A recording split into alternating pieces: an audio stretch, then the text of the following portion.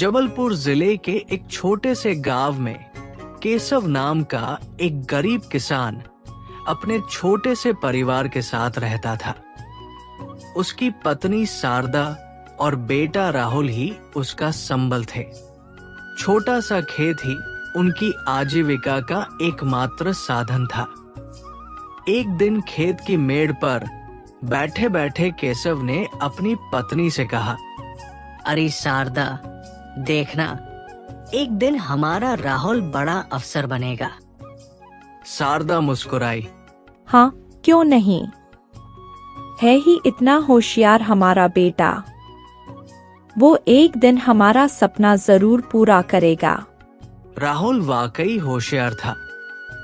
उसका सपना था कृषि विभाग में अधिकारी बनकर किसानों की मदद करना। केशव ने बड़ी मुश्किलों से उसे सरकारी विद्यालय में दाखिला दिलाया था, लेकिन गांव का जमींदार केशव की जमीन पर नजर गड़ाए बैठा था।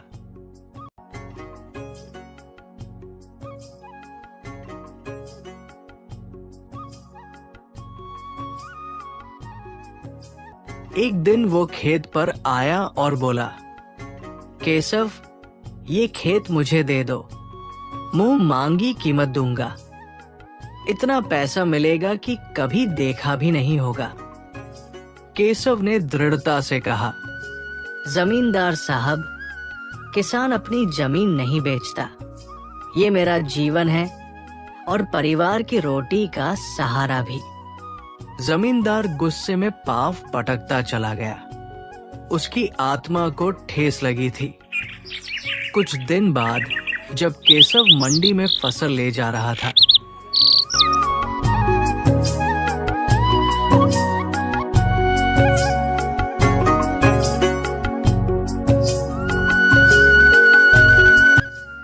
तभी अचानक एक वाहन ने उसे कुचल दिया।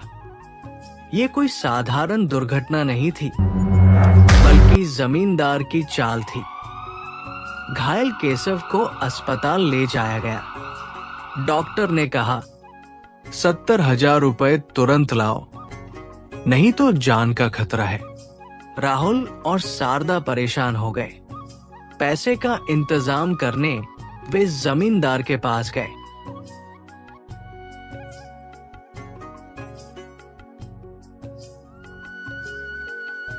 जमींदार साहब, मेरे पिताजी की जान खतरे में है, कृपा करके पैसे दे दीजिए।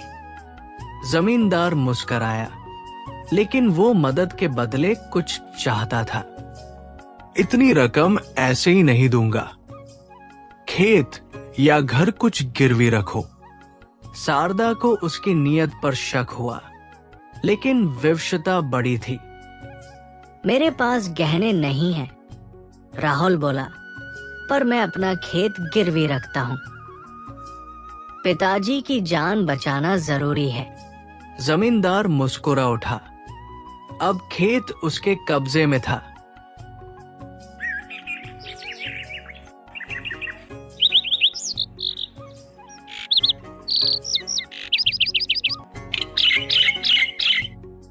कुछ समय बाद केशव ठीक होकर घर लौट आया, लेकिन वो खेती करने की हालत में नहीं था। राहुल ने पढ़ाई छोड़ दी और दिन रात खेत में मेहनत करने लगा।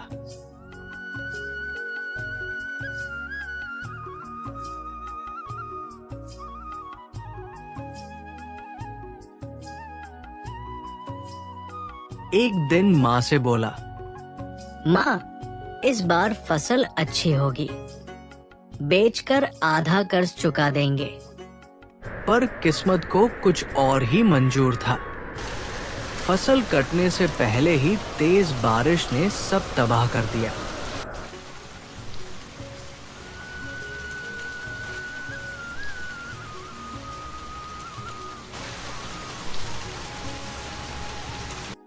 खेत पानी में डूब गए।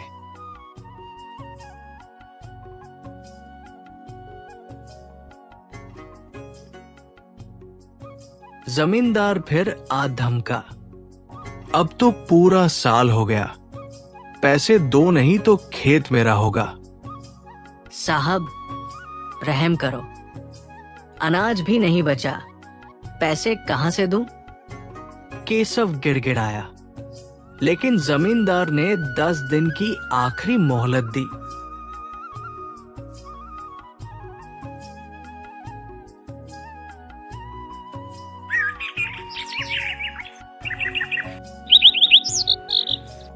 समय पूरा होते ही वो फिर आया और जबरदस्ती खेत अपने नाम करवा लिया। केशव ये सहन न कर सका और फिर बीमार हो गया।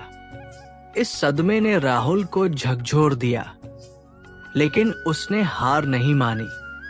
राहुल ने मजदूरी की, खेतों में काम किया और धीरे धीरे पैसे इकट्ठा किए। अंततः उसने एक कृषि प्रशिक्षण केंद्र शुरू किया। अब वो किसानों को मुफ्त बीज, खाद और कीटनाशक देने लगा। गांव-गांव जाकर कहता,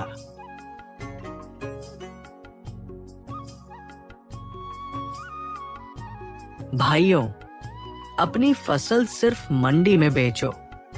कर्ज लेना है तो केवल सरकारी बैंक से लो, जमींदारों से नहीं। धीरे धीरे गांव के लोग जागरूक होने लगे। जमींदार के पास अब कोई नहीं जाता।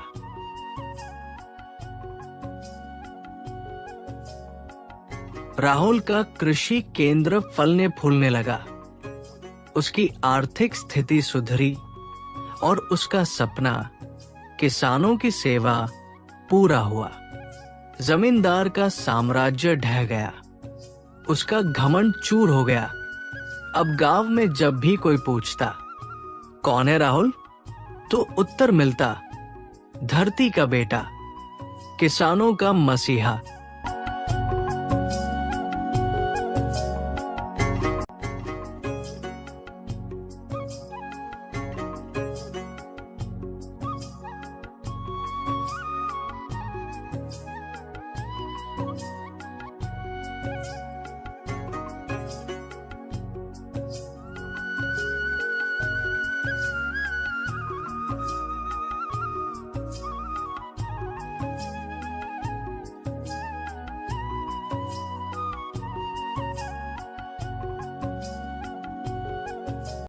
संदेश: अगर हौसले बुलंद हो तो कोई बाधा आपके सपनों को रोक नहीं सकती।